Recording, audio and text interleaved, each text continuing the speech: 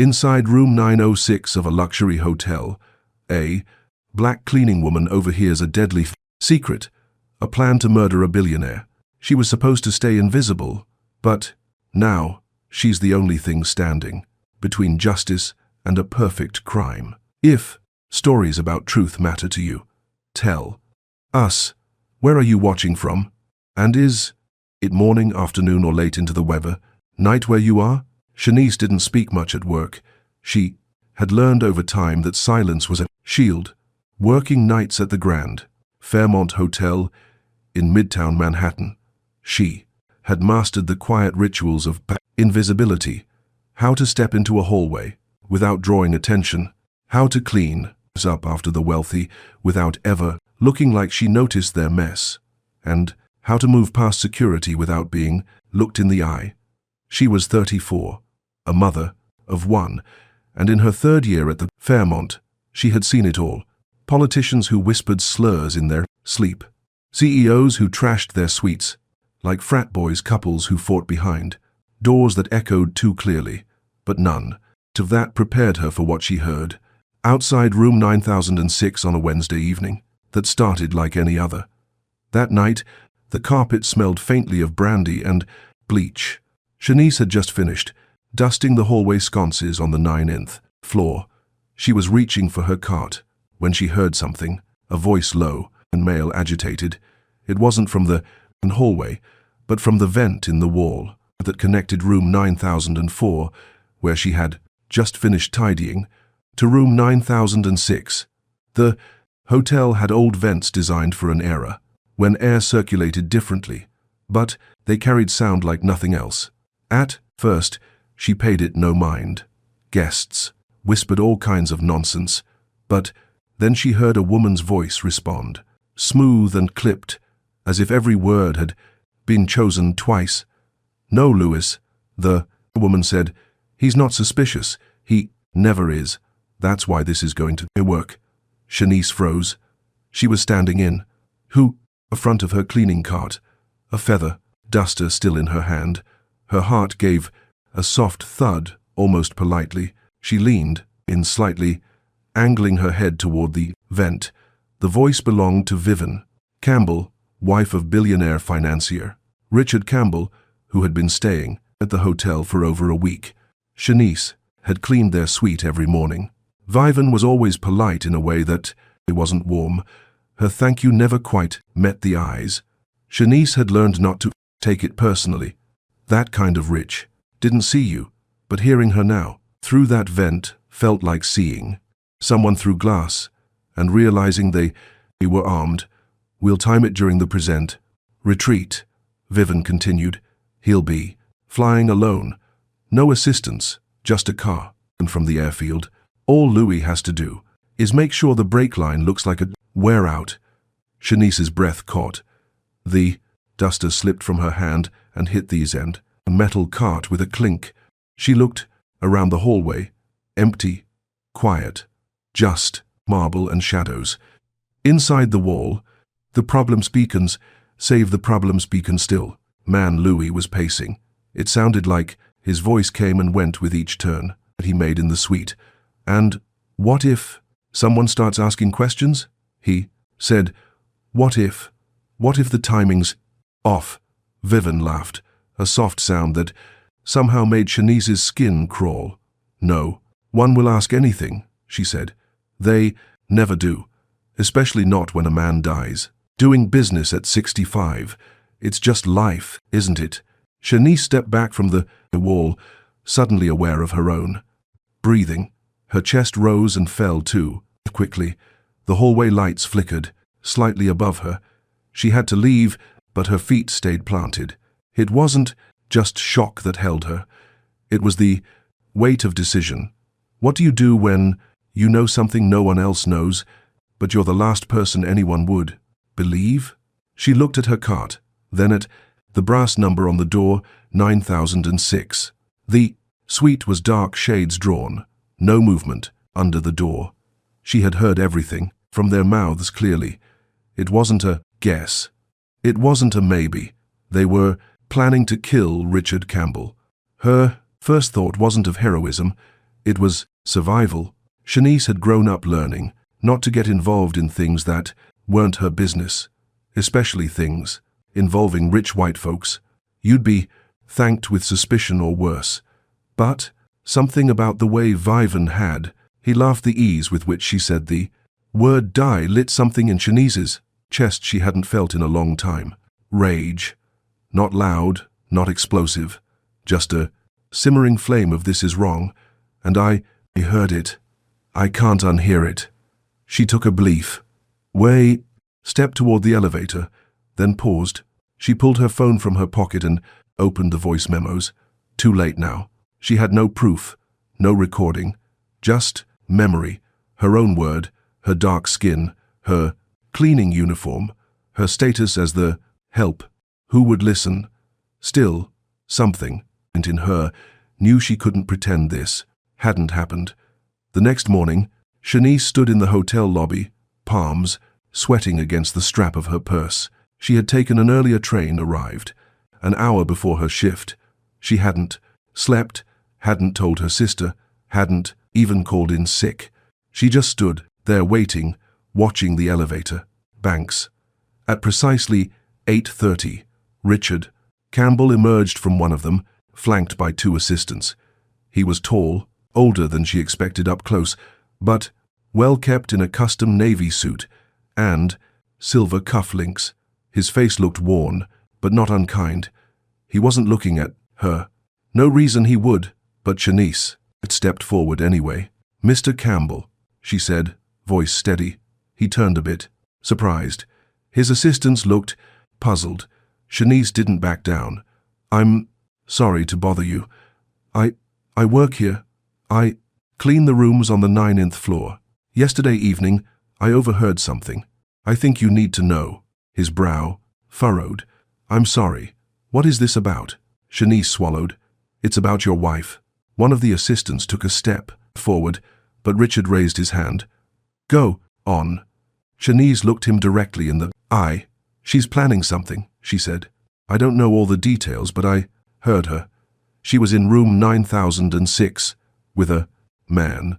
They were talking about a car trip, about brake failure, about you." There was a long pause. The lobby, which, seconds ago, had felt cavernous and cold, suddenly felt like it was holding its breath. Richard looked at her, not with anger, not quite disbelief either, just quiet calculation, as if her words were pieces to a puzzle he hadn't wanted to admit existed. Then he nodded slowly. "Thank you," he said. "I'll take care of." And just like that he turned and walked away. Shanice stood there, the echo of her own voice still ringing in her ears. She wasn't sure what she expected. Panic, denial, gratitude. She got none of those, but she had said it. She had told him, and now the world had shifted. Something dangerous was in motion. The next morning arrived without mercy.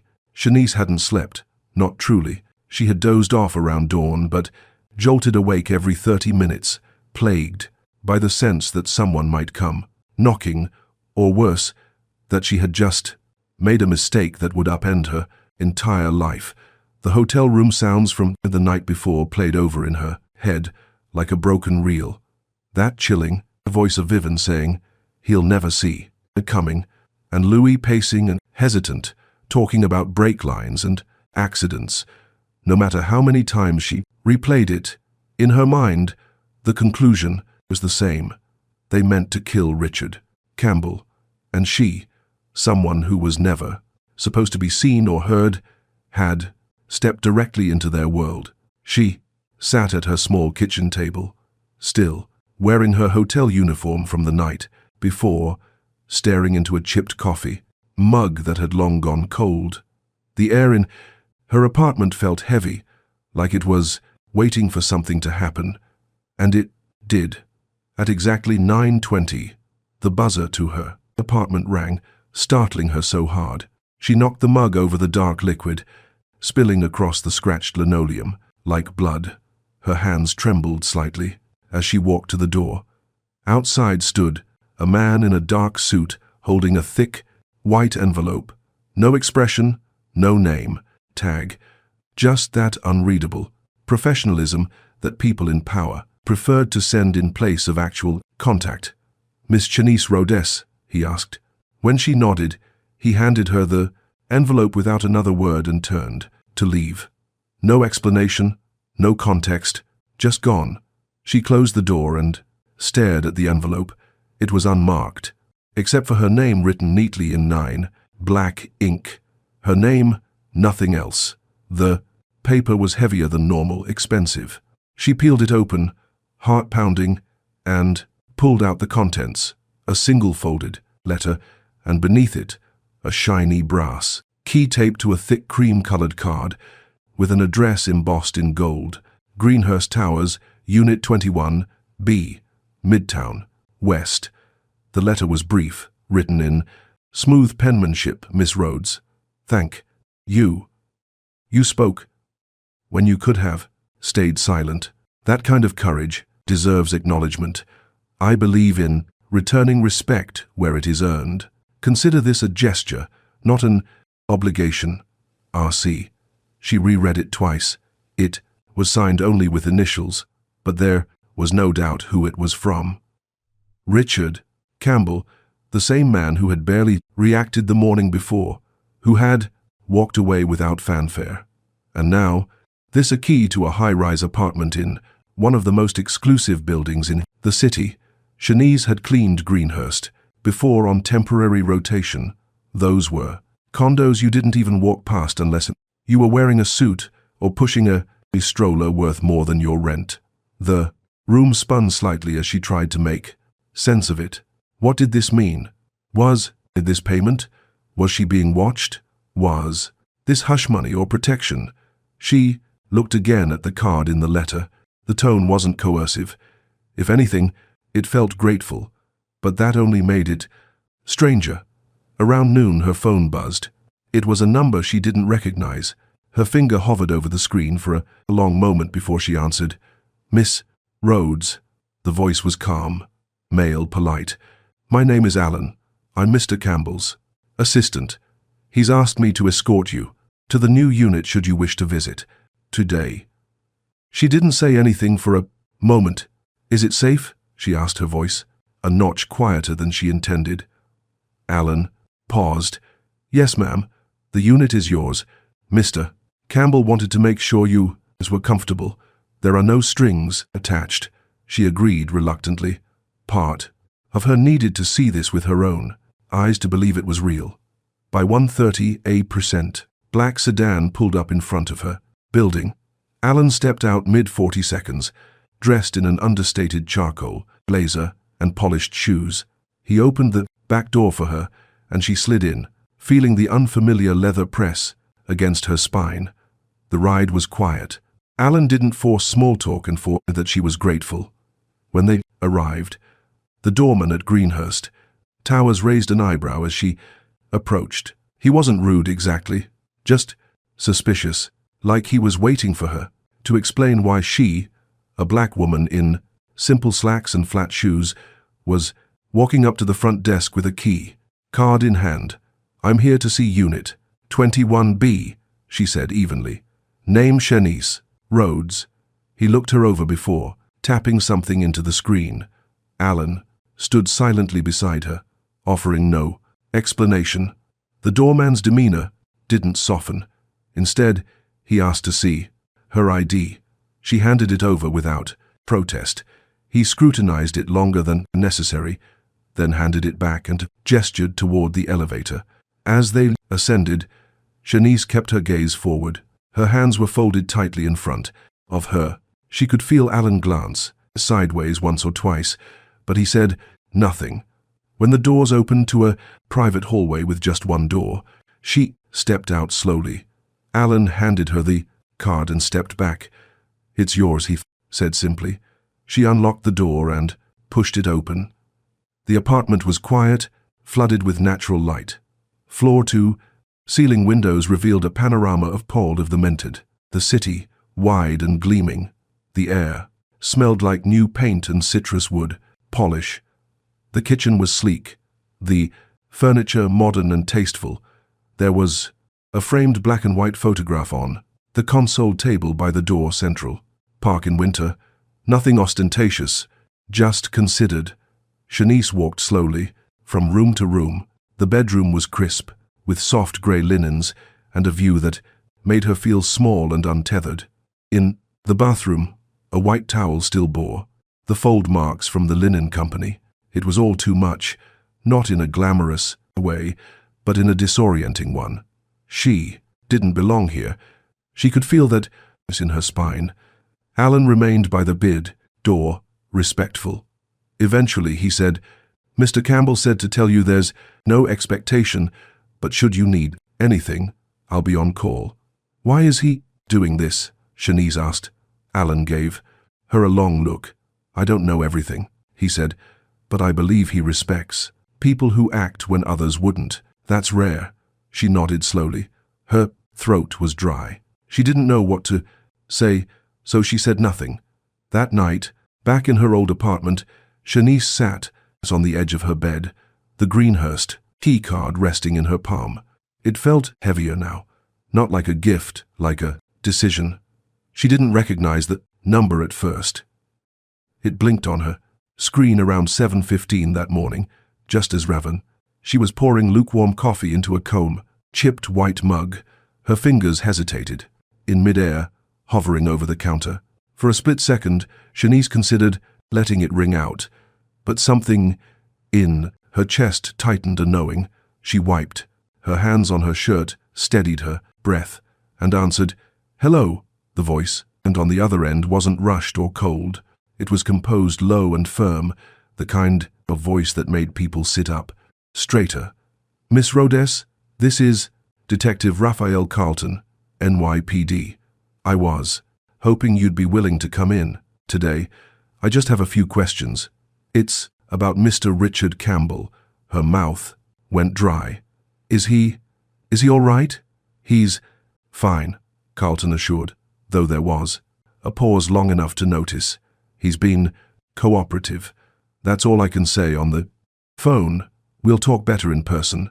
You're not in trouble, ma'am, but it's important. Important." That word hung in her ears all the way downtown. The subway ride, normally a dull haze of strangers and stale air, felt heavy, electric. Her thoughts churned over the night before the envelope, the apartment, the way the doorman stared at her like she didn't belong, and now of detective. She sat still, legs crossed, heart knocking against her ribs like a quiet alarm. The precinct on East 96th wasn't what she expected. Clean, quiet, with blue-gray walls, and the distant sound of heels clacking on tile. A young officer led her through 2 secured doors and down a long hallway that smelled faintly of coffee and photocopier toner. Detective Carlton stood as she entered. He was maybe in his mid-50s, medium height, with silver at his temples and a face that looked like it had seen its share of liars. He didn't offer his hand. Maybe it was COVID protocol or habit, but his nod was respectful. "Thank you for coming in. Miss Rhodes, have a seat." She did, carefully. Her hand stayed in her lap. "I understand you spoke with Mr. Campbell recently," he said, sliding into the chair across from her. "At the Prescott Grand." She nodded. "I warned Tim about something I heard." "You warned him not to take his trip," Carlton said, not looking down at his trenches. "Notes. Do you remember the exact words you used?" "I told him he was in danger, that his wife, that someone wanted him gone." Carlton studied her a moment, then leaned forward slightly. "Miss Rhodes, I'll be straight with you. Mr. Campbell canceled that trip. That decision may have saved his life." Shanice felt her throat tighten. She hadn't been sure. He'd listened. "Now," Carlton continued, voice quiet but firm, "I need you to be very honest with me. Did you hear the moment name Louis mentioned?"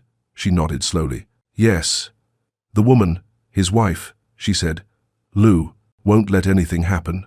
Carlton scribbled something down. Then he exhaled and sat back. "We've been looking into Mrs. Vivian Campbell and this Louis Delacroix for a while. Mostly financial crimes, But recently things got darker. Richard came to us last week, said he suspected his wife was involved in some offshore fraud. We didn't expect it would turn into this. Shanice stared at him. So, he was going to kill him. We think so, Carlton said, but proving it is a whole different matter, and if she finds out you're involved, it could get dangerous. A chill ran through her. Why would she come after me? I'm just a maid. Carlton's gaze softened just slightly. Because you did something she didn't expect. You spoke up. Most people in your position wouldn't. That makes you visible now. There was a pause. He reached for a folder, then stopped, watching her. Miss Rhodes, can I ask you something personal? She nodded. How many times in your life have you seen something wrong and kept quiet because you knew no one would take you seriously? She blinked, caught off guard. Her mouth opened, then shut. You're not the first person to be ignored because of what you look like, where you work, or how much money you don't have, Carlton said, leaning forward again. But this time, you got heard. That matters, and it might matter more than you think. There was a silence, the kind that didn't press, but invited. Understanding. Shanice looked down at B.Do, her hands. She was trying to keep them from trembling, but the emotion hit her. Not fear this time, but the quiet, heavy weight of being seen. Carlton cleared at his throat and slid the folder toward her. Inside are some things you should know. Background on Lewis. Records. Nothing official, but enough to get a day. Sense of who you're dealing with. Shanice didn't open it. Not yet. You're not obligated to do anything more. He added, but Mr. Campbell trusts you. That's not nothing.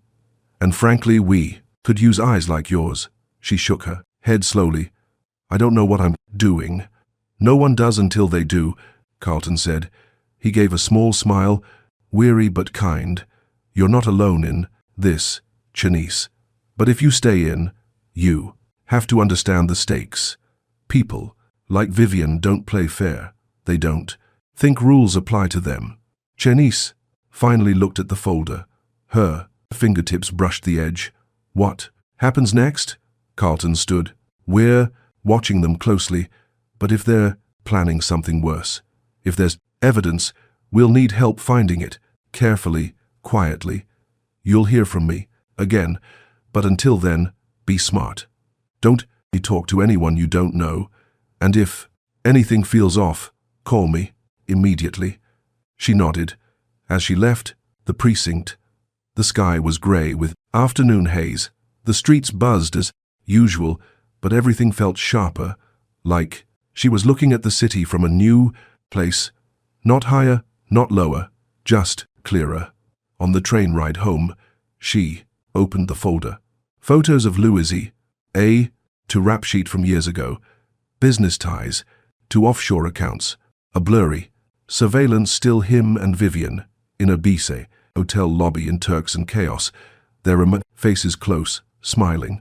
That night, Shanice sat in her new kitchen, the marble counters untouched, the wine, fridge humming like something alien. Her world had shifted, and she couldn't decide if she'd stepped into it or been dragged. But one thing was sure, someone had wanted Richard Campbell dead. She'd stopped that. Now they knew her name, and they wouldn't forget it. The hallway outside apartment 1504 was quiet, almost too quiet for mid-morning in a building, as alive as Greenhurst Towers. Shanice stood frozen behind the door, one hand on the deadbolt, the other pressed flat against the wood, as if trying to feel the presence of the man who had just knocked. She hadn't buzzed him in. No call from the front desk, no warning, but she knew that voice. It was steady, older, worn with authority and something else. Fatigue, maybe, or the weight of too many years carrying secrets.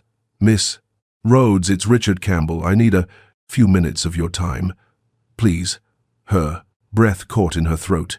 The name hit her like a cold gust, even though she had been expecting, perhaps even fearing this moment since the day she overheard his wife plotting his murder. She undid the lock slowly, each click of the metal loud in the silence. When she opened the door, Richard stood there, not like the billionaire she had only seen in glossy press photos, but like a man out of place. His coat, slightly rumpled, eyes shadowed, a stiffness in his posture, like he hadn't slept well in days. "Thank you for opening the door," he said, voice lower, now more careful. Shanice stepped aside, gesturing him in, and closed the door behind them. Richard moved with deliberation, eyes scanning the room without judgment. His gaze finally settled on her. "You have every reason to distrust me, Shanice. I understand that, but I came here because there are things you need to know." She nodded slowly, arms crossed, jaw tight. "I'm listening," he sighed and sat down on the small sofa, uninvited, but not impolite. His movements were slow, not from arrogance, but age, or perhaps from emotional weight. Shanice didn't sit. She stayed standing near the kitchen island, watching him like a hawk, unsure whether she was more angry or curious. "I knew your father," Richard said, finally. "Lawrence Rhodes? We grew up together in Bedford Stuyvesant, went to PS 48. We were inseparable until we weren't." Her arms dropped. She hadn't heard anyone say her father's full name like that in years. Not like it meant something. Her heart was pounding now, and not from fear. You knew him," Richard nodded. "Better than I knew myself for a time. We were boys, together, laughed at the same teachers, played stickball in the alleys, snuck into movies when we had change to spare.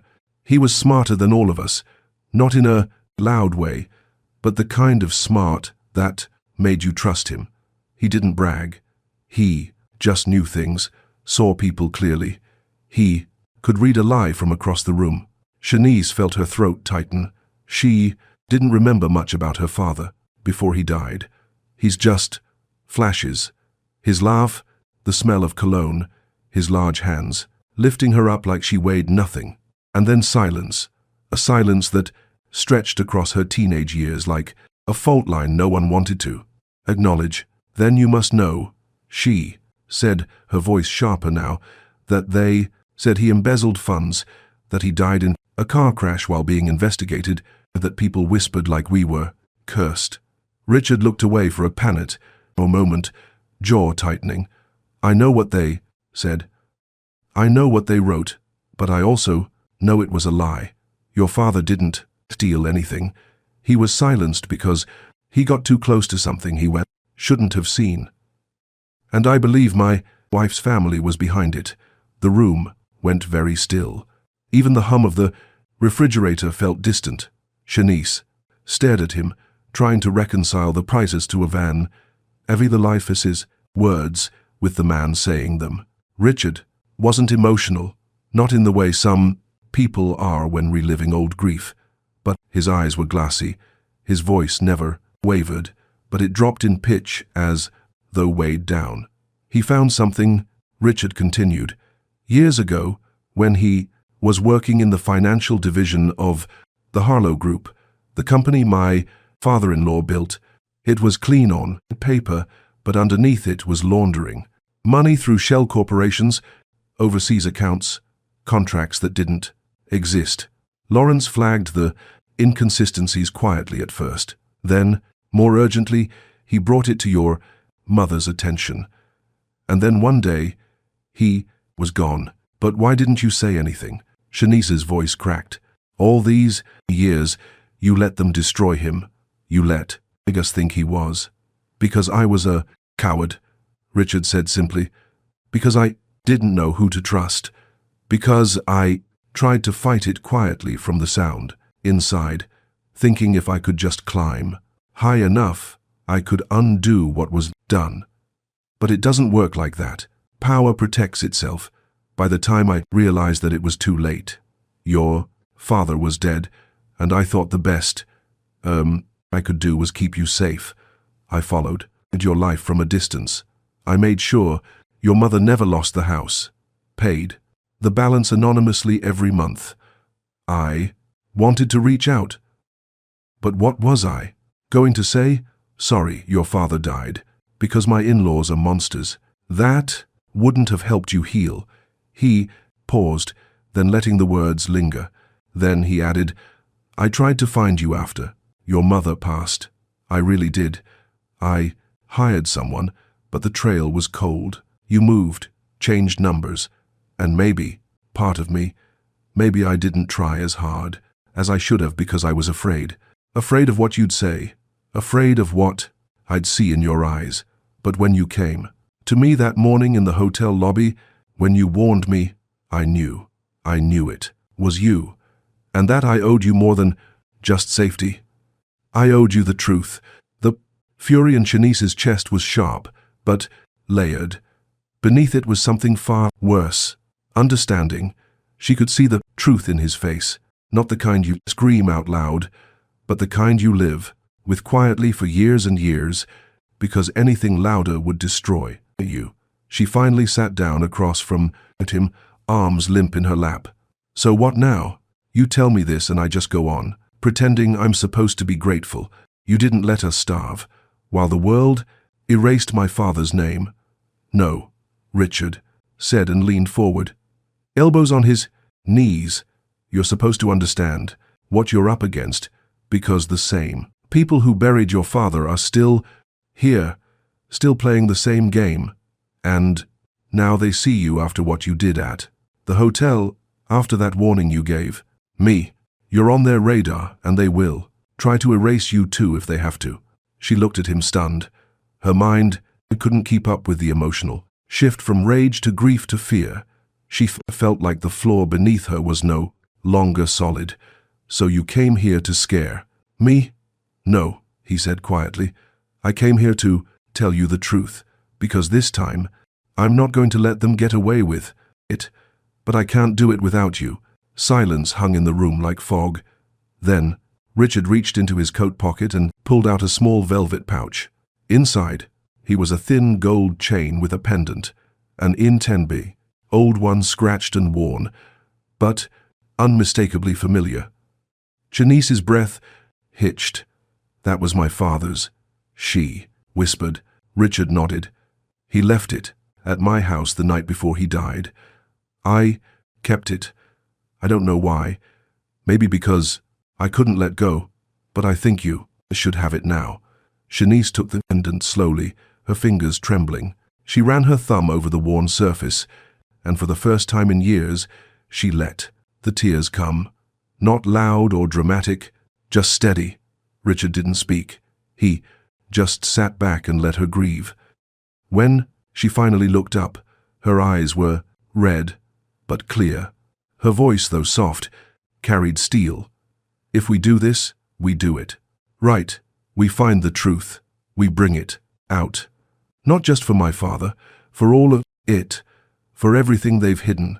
Richard nodded, and for the first time, since he arrived, there was a hint of relief on his face. That's exactly what I was hoping you'd say. Outside the window, the sun had shifted slightly, west, casting longer shadows across the U-team floor. Inside the apartment, two people, who should never have been allies, sat across from each other, bound not by blood or debt, but by truth and the quiet, dangerous promise of justice, not yet served. The rain that had threatened all day had finally begun to fall in sheets. By the time Shanice closed the door behind Richard, she stood in silence for a moment, her back to the door, her hand still gripping the handle, trying to process everything he's on had just said. Her father's death, a wound she had spent years burying under the weight of work and routine, was now suddenly alive again, raw and loud in her mind.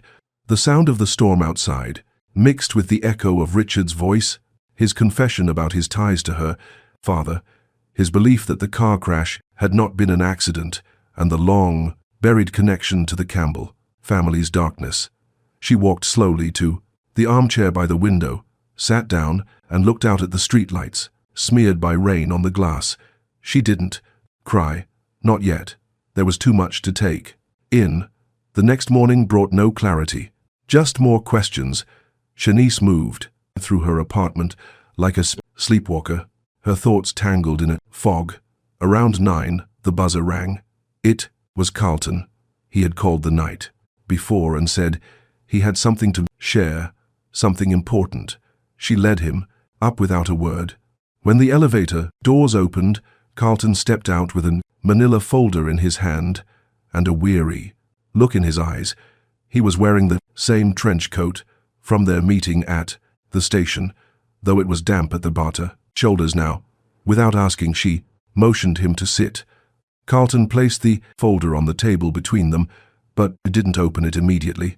"You sure you're ready for more?" he asked gently. Shanice nodded. "It's not about ready. It's about needing to know." Carlton's eyes searched hers for a moment, then he flipped the folder open. Inside were old case files, blurred photocopies, and several internal memos from over 2 decades ago. He pointed to one.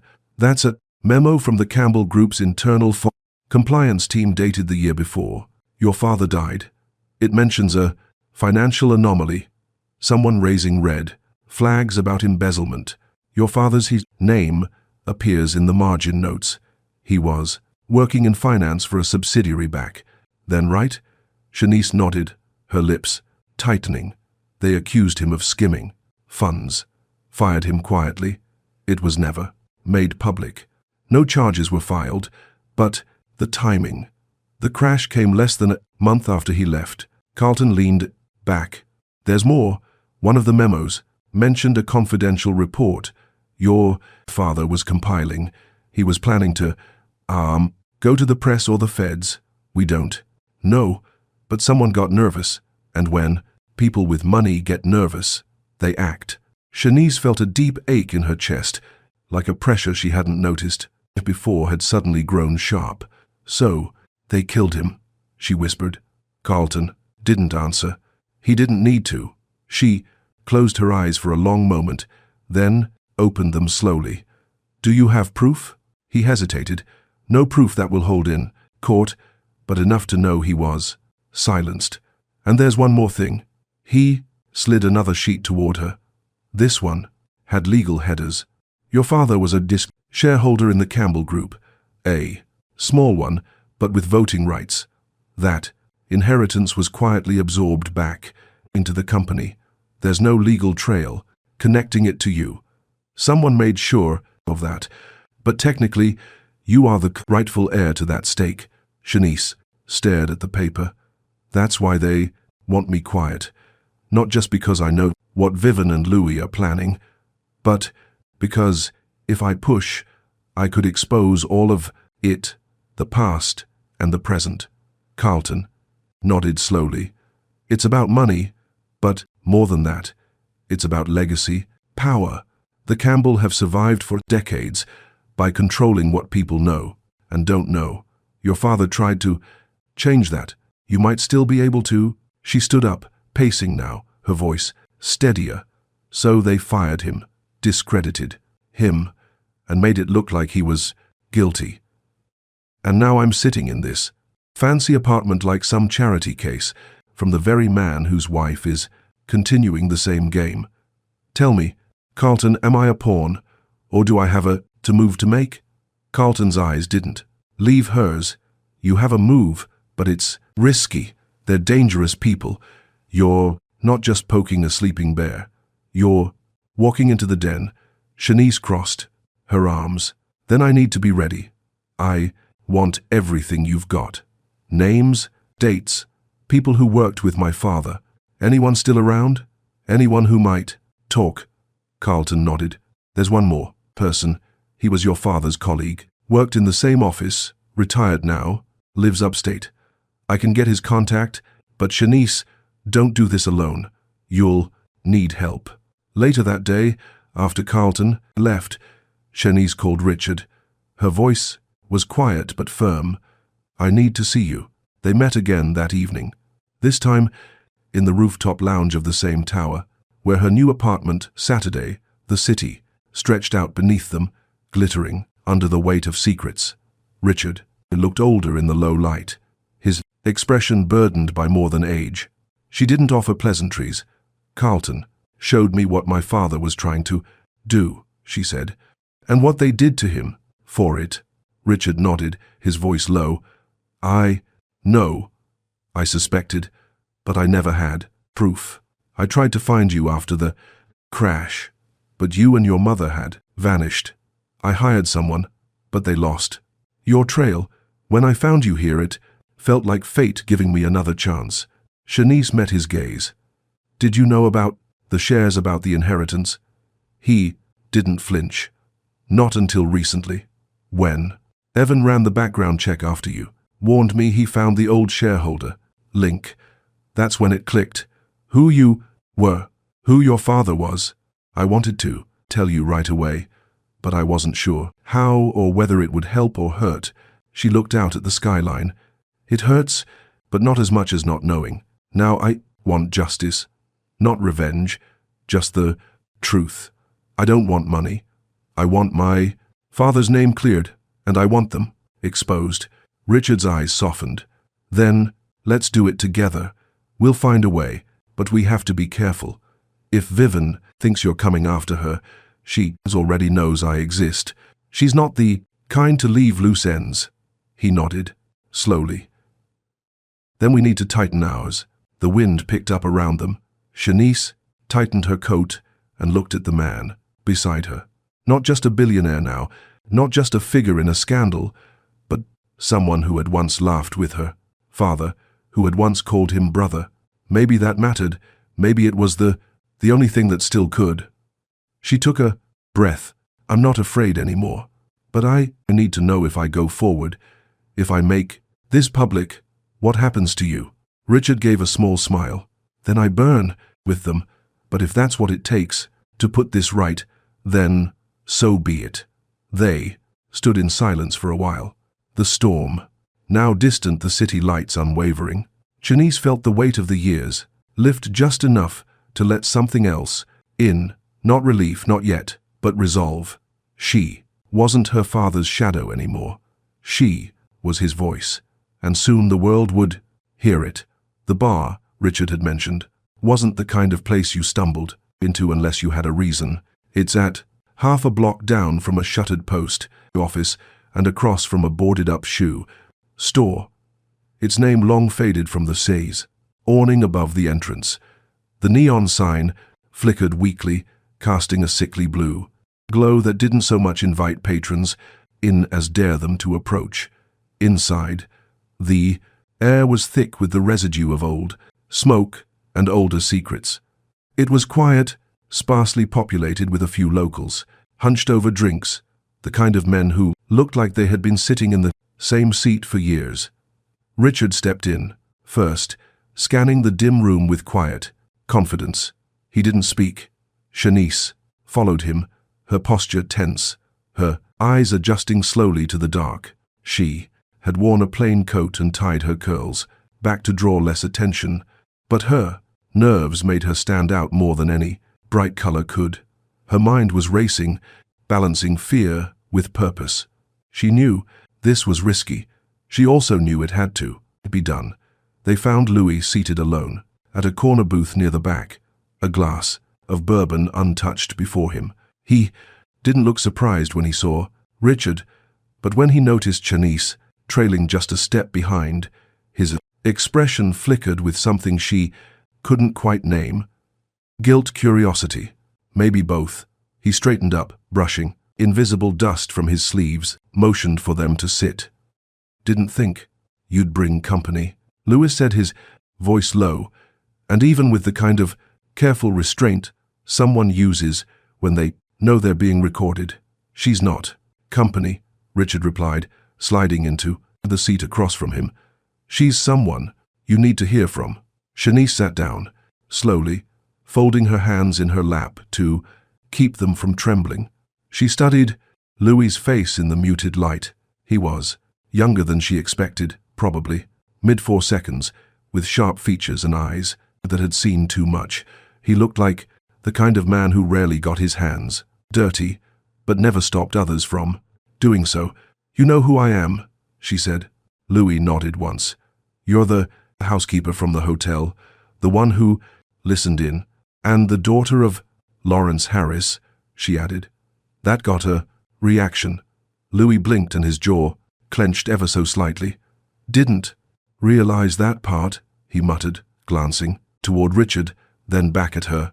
You look like him. He trusted the wrong people, Shanice said, her voice steady, unsteady, despite the weight behind her words. He thought speaking up would make a difference. Instead, it cost him everything, including his life. Louis exhaled long and slow. You think I pulled the trigger? I think you stood by and watched, she answered. Or maybe you. It looked the other way, because it was convenient. Doesn't matter. What matters is what you do now. He stared down at the drink he hadn't touched, as if the answer lay at the bottom of the glass. The silence stretched. Shanice let it. Pressure, she had learned, was sometimes more effective than pleading. Viven's careful, Louise said eventually. She doesn't leave trails. When she does, they're planned, controllable. I never ask questions. That was part of the deal. Then this is your chance to ask. One, Richard said. Ask yourself if you're willing to go down with her, or if you still have something left worth saving. Louis tilted his head, studying Shanice as if seeing her for the first time. She didn't flinch. Her hands were still now, her breathing even. You're not afraid, he said. Oh, I am, she replied. But I'm more afraid of what happens if I stay silent. Another silence. Then Louise reached into his coat pocket and slid a folded napkin across the table. Richard unfolded it. Written in tiny, precise script was an address. That's where she keeps the real stuff. Louises said quietly. The kind of files that don't show up in audits or court orders. Passwords, wire routes, original signatures, a storage unit. Richard asked. Louis shook his head. Worse. Harlow Estate, her father's old place. Everyone thinks it's abandoned. It's not. There's a study on the second floor, behind the bookshelves. Biometric lock on the safe. I helped install it. Shanice leaned in. Is anyone there? Not, usually, but Viven checks in. Random nights. She's paranoid, but lazy. Richard looked at Shanice. She was already nodding. We go in, she said. We get what we need. Louis hesitated. Look, I'm giving you this because I don't want any more blood on my hands. But if she finds out I helped you, she won't, Richard said. You let us worry about that. Louis stood up, the conversation, clearly over. But before he turned away, he looked at Shanice one last time. Your father was a good man, he said. He didn't deserve what happened. None of you did. Shanice watched him go, her chest tight, her throat dry. She hadn't expected pity. Or maybe it wasn't pity. Maybe it was a confession of a kind. As they stepped back into the cool night air, Richard turned to her. You don't have to come with me tomorrow, he said. You've done more than anyone could expect. Shanice looked up at the stars, above the rooftops. If I don't go, she said, I'll always wonder. I need to see this through. Richard nodded, placing a hand gently on her shoulder. Then we go together. That night, Shanice couldn't sleep. She lay on the unfamiliar mattress in her luxury apartment, staring at the ceiling, the shadows above her, dancing with headlights from the street below. She replayed the bar conversation in her head again and again, listening for anything she missed. But what lingered most wasn't what Louis said. It was the way he looked at her, like someone who had just remembered what guilt felt like. She finally drifted off as dawn was beginning to rise, knowing tomorrow would be unlike anything she had faced before. The time for truth had come, and that she would be ready. The next morning brought a different kind of silence. It wasn't the emptiness of loneliness or confusion, but the silence that comes when someone knows what they have to do, even if they're not sure how it will end. Shanice stood by the window of the Greenhurst apartment, staring out over the cityscape smeared in grey, the weight of what she had heard the night before still pressed against her chest, not with fear, but with clarity. Louis had called. After hours of no response, following their tense meeting, his voice finally came through, flat and without emotion, yet every word soaked in something close to surrender. "There's a place," he said. "Harlow Estate, her family's old property. No one's supposed to go there anymore, but she keeps going and back. That's where the files are, all of it. Her leverage, the things she holds over people, and what you're looking for too. Your father's name is in there. I saw it once." Shanice hadn't replied right away. She listened, took it in, and asked only one question. "How do I get in?" Louis paused for a long second before answering. "Side entrance, near the conservatory. There's an old keypad. She thinks no one remembers the code, but I do. 1945. Don't ask me why. It's not something she'd ever explain. The place isn't guarded, but don't fool yourself. If she even suspects you're going near it, she'll know, and she won't forgive it." Now, with the morning sun doing little to melt the cold in her gut, Shanice turned away from the glass. Richard was sitting on the sofa, reading over some documents Martinez had passed along, more reports from old investigations, receipts from fake and companies under the Campbell family shell. But even with all of that, the documents Louis mentioned were different. They weren't copies. They were the source originals, the kind of papers that could crush empires. "He gave us everything," Shanice said, her voice steady. Richard looked up, setting the papers down. He nodded, the lines around his mouth tightening. "We don't wait then. We go tonight," he said. The decision was made, not with excitement, but with resolve. There was no room left, and for nerves, only the truth. The hours passed slowly as they gathered what they saw would need. Flashlights, gloves, a digital scanner for photos, a burner phone just in case. Shanice never realized how methodical Richard could be until she watched him prepare for something like this. The calm way he made a list, the way his hands didn't shake. It wasn't because he wasn't afraid. It was because he had done this. Maybe not exactly this, but close enough. By sundown, they were on the road. Harlow Estate lay north of the city, buried beneath overgrown trees and rezone neglected gravel drives.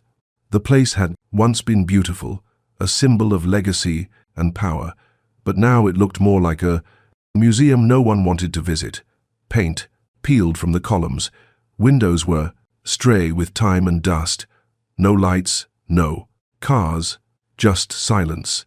Shanice's fingers tensed against her coat zipper as they stepped out of the car. Richard didn't speak. He just gestured to follow the speakers, the path Louis had described. Every footstep on the gravel sounded like a warning, but no one came. They found the conservatory entrance behind a rusted trellis. The keypad was there, old, but intact. Richard wiped the screen, entered the code. A long pause, then a soft beep. The door clicked open. Inside, the house smelled of mold and wax. Furniture was draped in sheets. The air had the stillness of secrets kept too long. Shanice stayed close behind. Richard, as they climbed the grand staircase, counting each step like it might collapse. Upstairs, a wide hallway led to the east wing. Louis had said the office was on the far end, through a paneled door with an owl carved into the wood. They found it. The door was heavy, the hinges slow. Inside, the air was colder.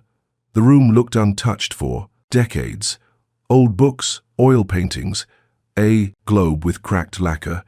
The safe was where Louis had said it would be, behind the fireplace's left panel. Richard pulled it aside with effort, revealing a square steel face with a mechanical dial. "This one's old," he murmured. "Takes finesse." As he worked the dial, Shanice stood watch by the door. Her heart beat, and in her throat, not from panic, but from anticipation. If this didn't work, if they came up empty, it would all feel like chasing shadows. But she didn't let herself go there. She trusted Louis hadn't told the truth, and more than that, she trusted herself. Then it clicked. Richard turned the handle, and the safe opened with a slow, reluctant creak. Inside were two thick folders. One, labeled with a single word, Comet. The other, Lawrence. Shanice reached for the second one, her hands trembling. She opened it. Eyes scanning, names, numbers, internal memos, things signed by board, members, invoices from shell companies, letters blackmailing former employees, and at the bottom a photograph of her father clipped to a file with a green, handwritten note, priority risk leak, potential, contained, quietly. She didn't cry, not yet, but her chest tightened in, a way that almost took her breath. Then they heard a sound from downstairs. A door slamming shut. Footsteps. Not rushed, not panicked, measured. Richard, grabbed the folders and stuffed them into his bag. Shanice turned off the flashlight. They looked at each other, no words needed. Someone was here. They moved fast but silent, retracing their steps back to the hallway. Just as they reached the top of the stairs, a voice echoed from below. "I hoped you'd try." "Something like this," Vivian said. Her voice was calm, even amused. Richard stopped. Shanice clenched her jaw.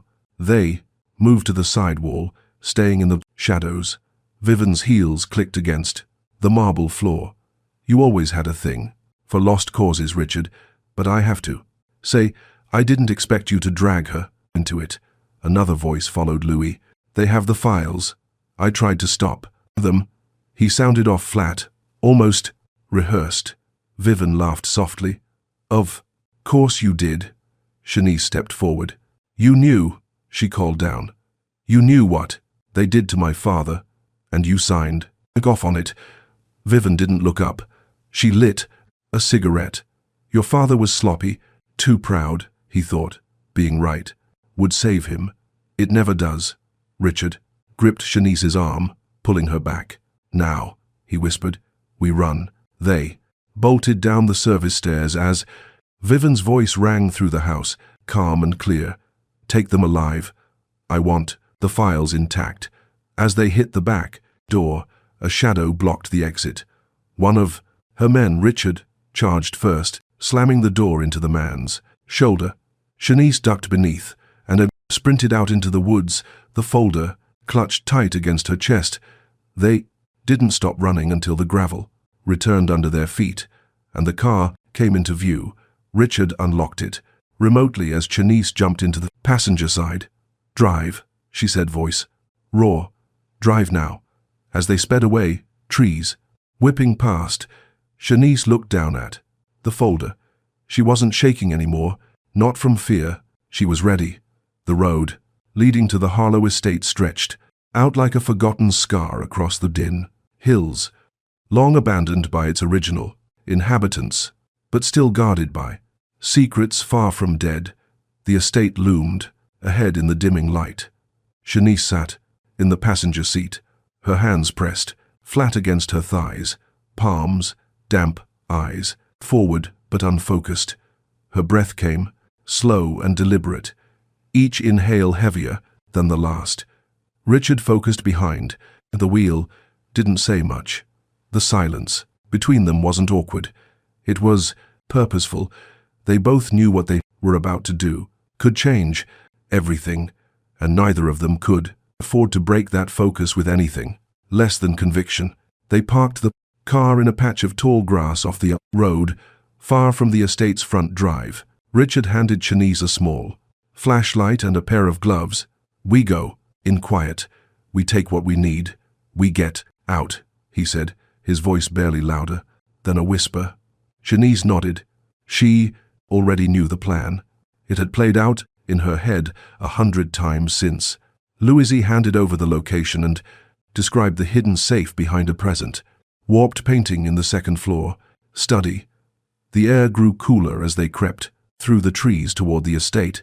The house, once grand with its Gothic arches and stone facade, now stood weathered and cracked. Vines wrapped around the porch columns, shutters hung loose from rusted hinges, and the roofline dipped in places where age had taken its toll.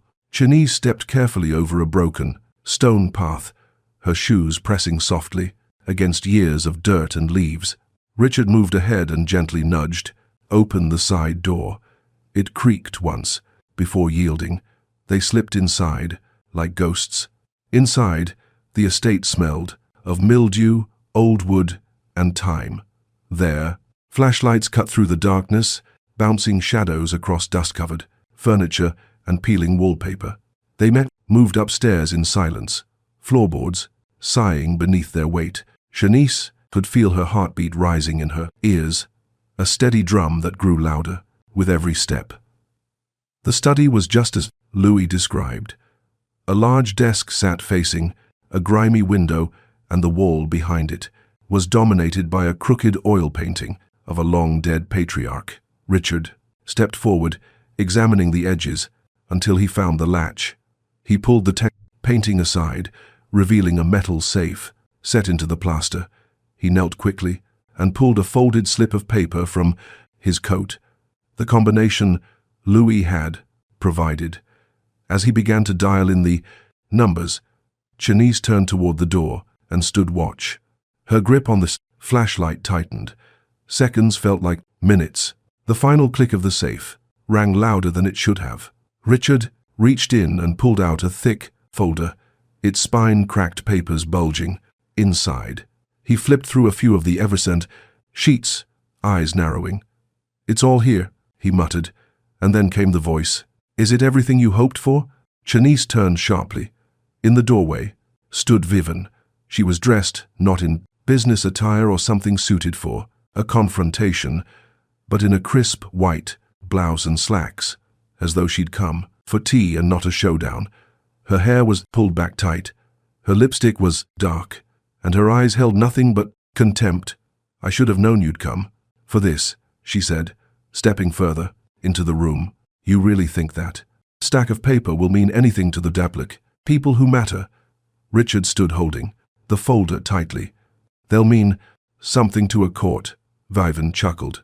"Richard, you still believe in courts? That's adorable." Janice took one step forward. "You killed my father. You lied. You framed him. And you ruined everything he ever built. That folder is justice." Vivian's gaze moved to her, slowly. "Your father got involved in the feshes, things that didn't concern him. He forgot his place." Janice felt a fire rise in her chest. Her voice didn't waver. "And now you're the one who's going to answer for that." Vivian's lips curled into a smirk. "Am I?"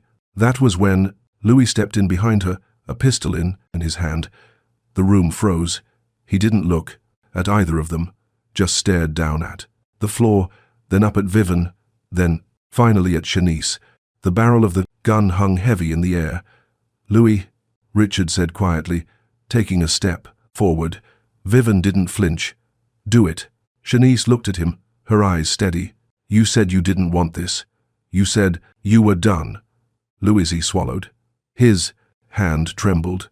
She said, "If I didn't, I'd be next." Janice didn't move. "If you shoot me, you stay hers forever. You already know that you'll never get out. But if you help us right now, you walk away free. Not perfect, but free." Louis looked at Vivian again. Her expression hadn't changed. No fear, just calculation. "You think she cares about?" Janice asked. "She's using you, like she used everyone. You're just another tool to her." The gun wavered.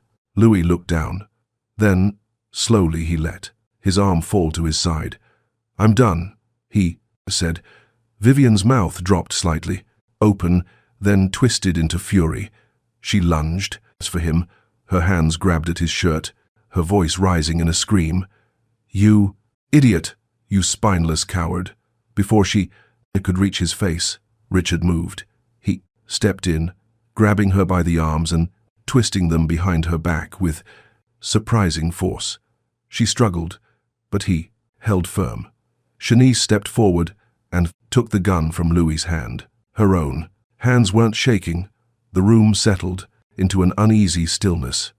Vivian was breathing hard, cheeks, flush strands of hair falling out of place. Louis looked wrecked, his eyes glossy with something between shame and exhaustion.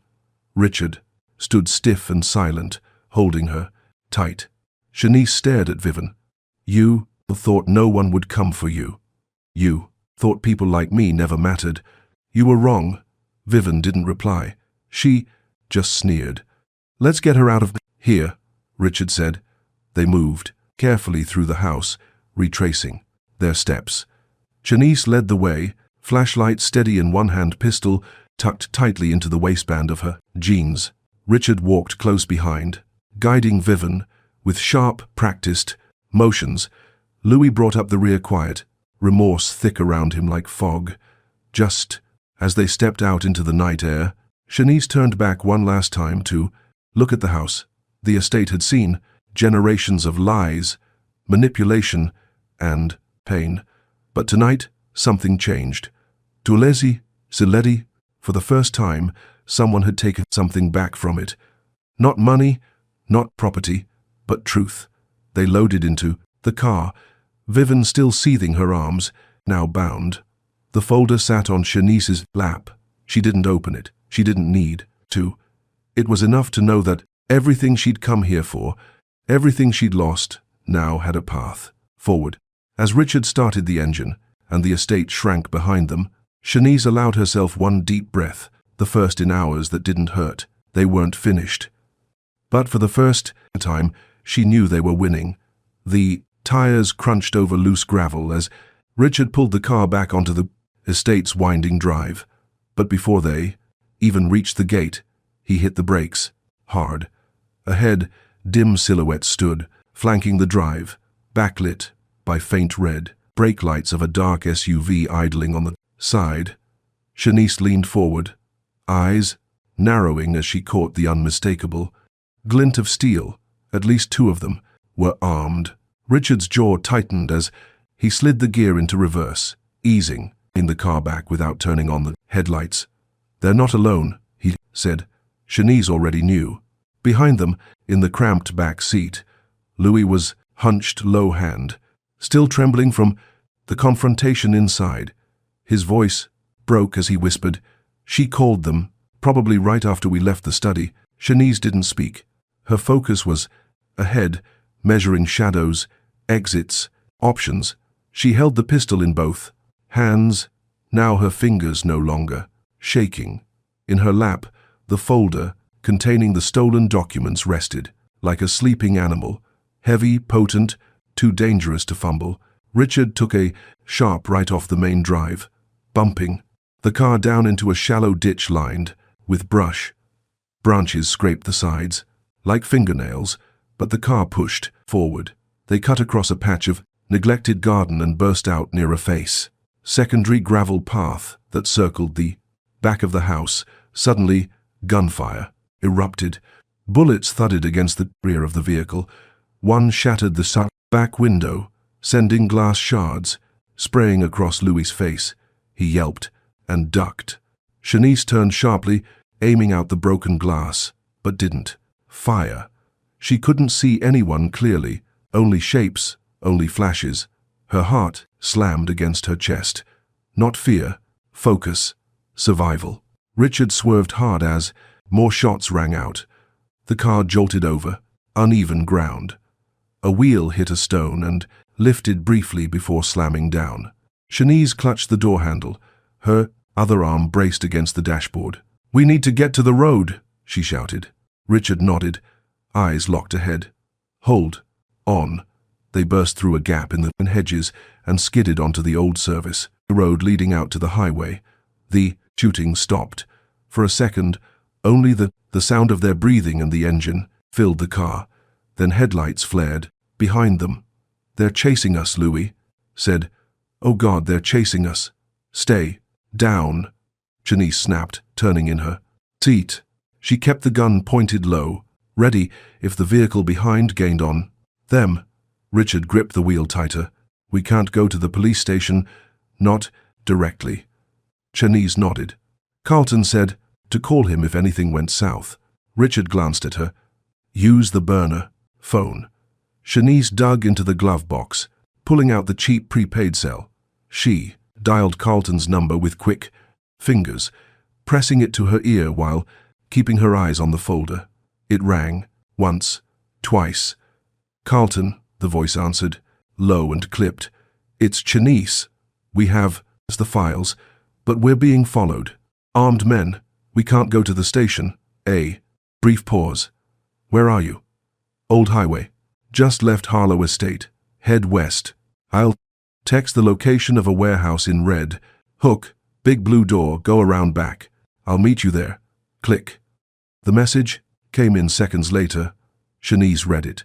Aloud. Pier 14. Red Hook. Follow Bayine until you see Fulton. Right turn. Richard nodded and pressed the accelerator harder. The car roared forward, gaining speed on the dark, empty road.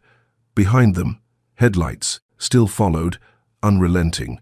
The other vehicle didn't shoot again, but it didn't need to. The chase alone was enough to press nerves to their breaking point.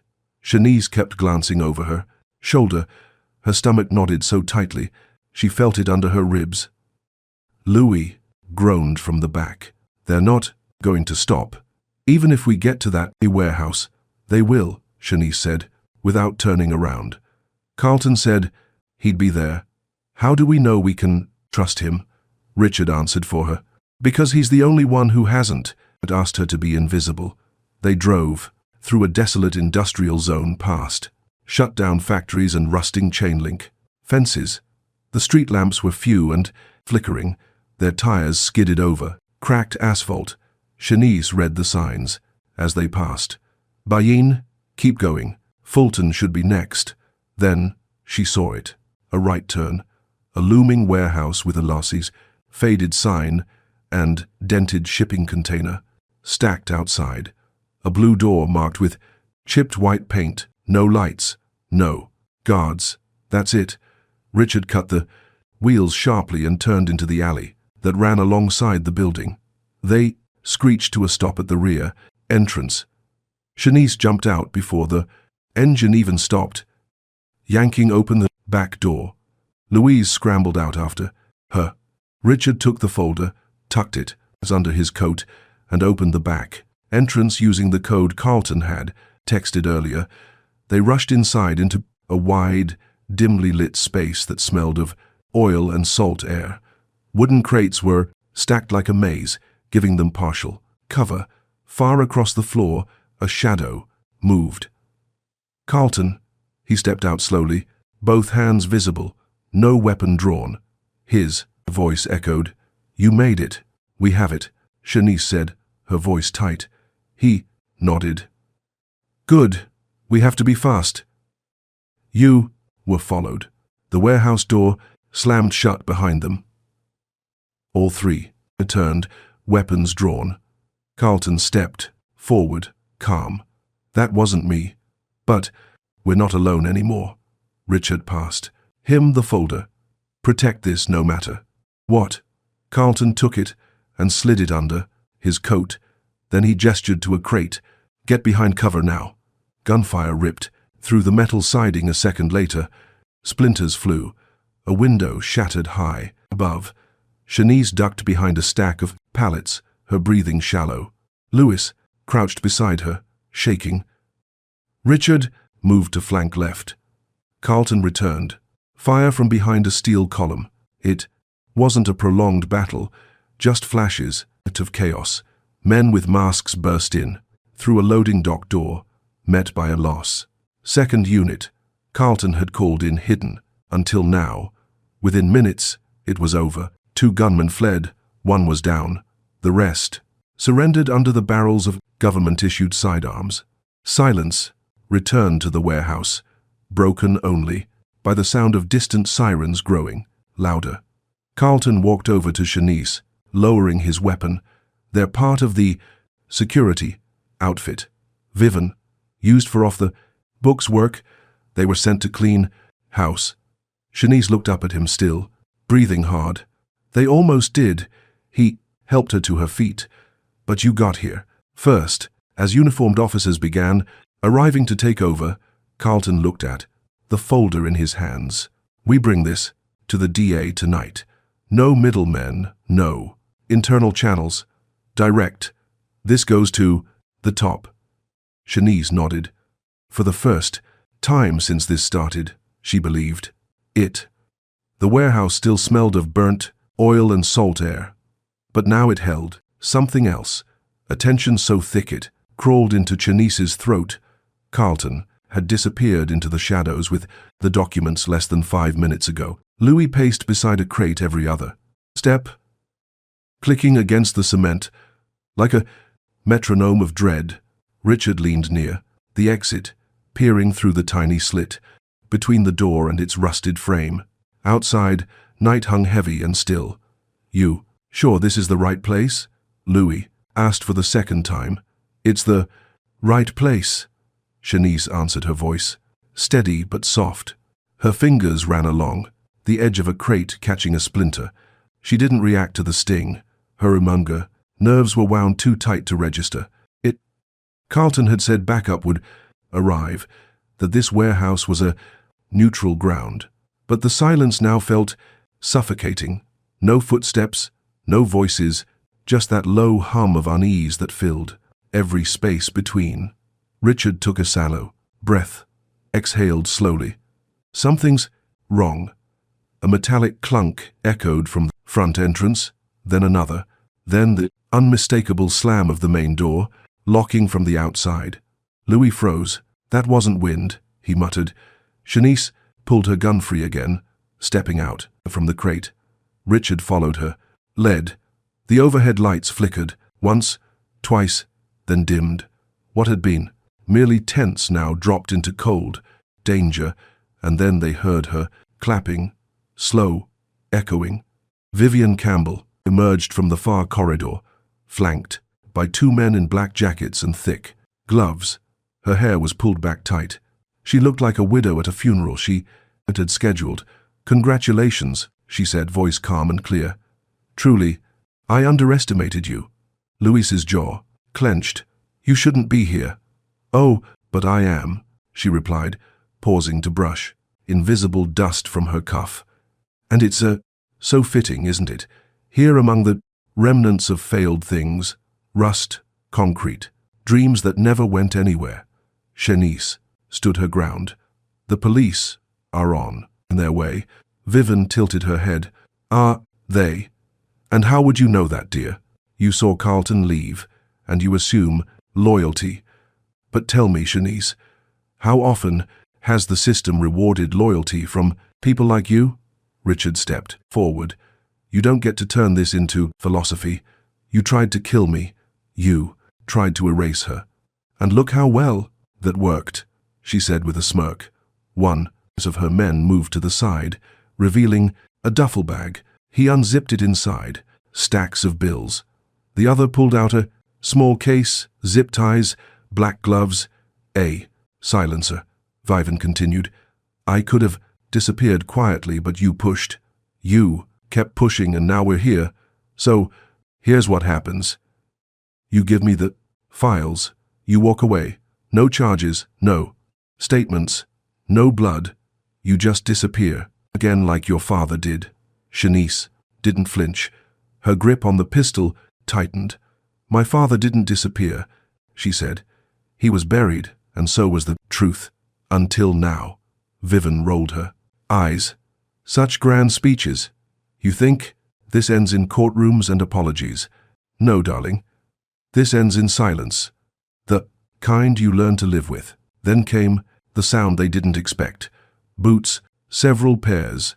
From above, from behind, from inside crates that weren't crates at all. Carlton stepped out of the shadows again. But he wasn't alone this time. 6 plain-clothes officers emerged from their hiding places, weapons raised, eyes locked. No warning. Shots, just commands. Drop the bags. Hands up. Vivian blinked, her smile faltered. You, Carlton approached. Slowly, his badge now visible on his belt. You planned the trap, but we built a better one. The two men with her hesitated, then dropped their weapons. One went down on his knees.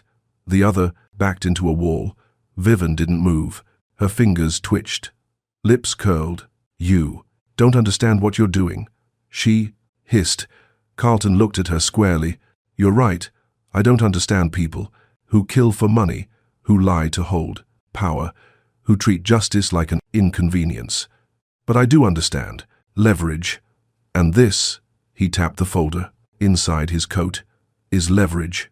You can't erase. Janice watched as two officers cuffed Vivian's wrists. She didn't resist, not physically, but her face was thunder. Her voice was acid. You think this is over? Do you have any idea who you're playing with? Carlton leaned close. Yes, that's why we recorded everything. That's why this goes straight to the federal prosecutor, not the DA, not internal affairs, not anyone. You bought. Vivian hissed, then laughed, but it was hollow, like the wind through an empty vault. As she was let out, her eyes met Janice's for one final time. There was no apology in them, only recognition. A silent admission that she had lost control to someone she never expected.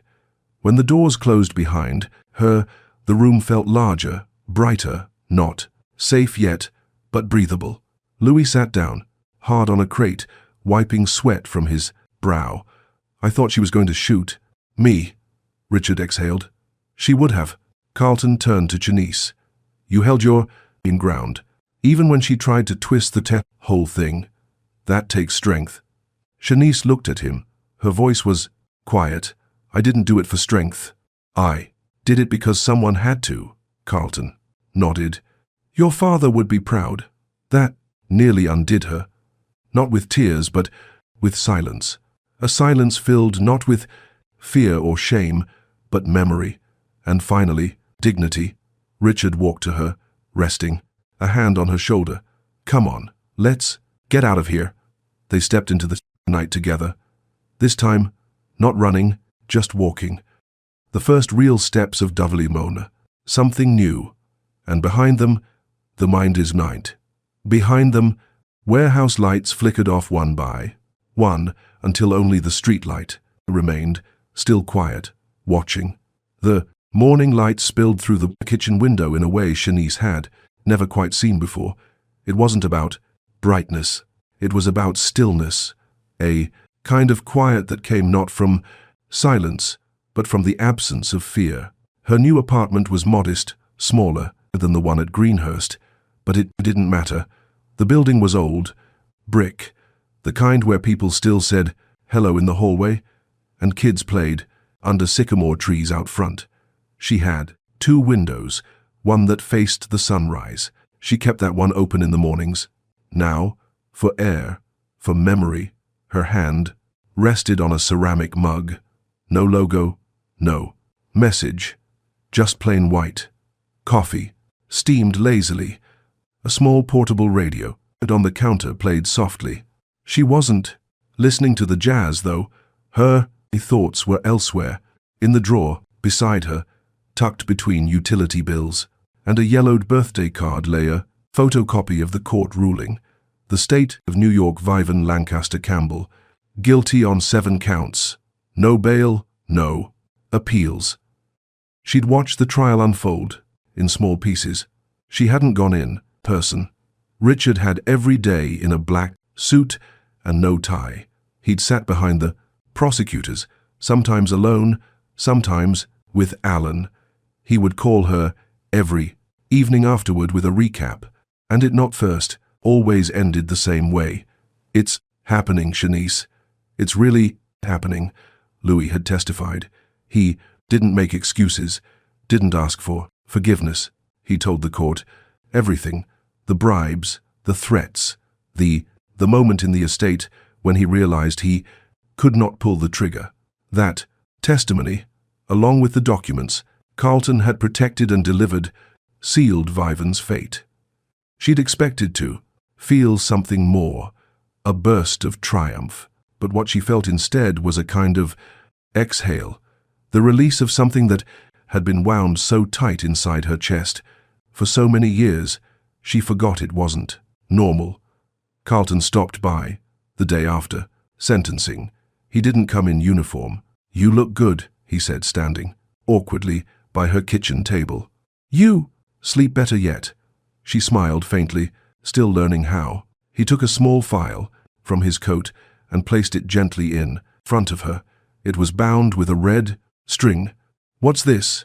"The original copy of your father's personnel investigation, unedited, including statements from people who were too afraid to talk back then. We couldn't use all of it in court, but now it's out. Officially." She ran her hand over the folder. "This doesn't erase anything," he said, "but now it's on record." She nodded, slowly. Then something occurred to her. "You believe in closure, Carlton." He tilted his head. "I believe in the right to try." Lewis left town 2 weeks later. She met him at a coffee shop near the East River. He looked older, not because of time, but because he was finally carrying his own consequences. "I don't expect you to say anything," he said after a long pause. "I just wanted to thank you for not letting me pull that trigger." She looked him squarely in the eye. "Live like someone who didn't." He nodded, then left without asking for anything more. Richard called less often now, not because he cared less, but because he was busy. He had started the Lawrence Ellis Foundation for Legal Transparency. He said the name helped him sleep, said it helped him keep focus. Last she heard, they were reviewing 5 wrongful conviction cases across the state. She hadn't gone back into the hotel, not to clean, not to visit. She had started working at a small non-profit instead, organizing city documents and helping seniors apply for housing grants. It didn't pay much, but it gave her peace, purpose, and today, on this morning, she was going to visit her father. The cemetery was quiet, the kind where you hear wind more than anything else.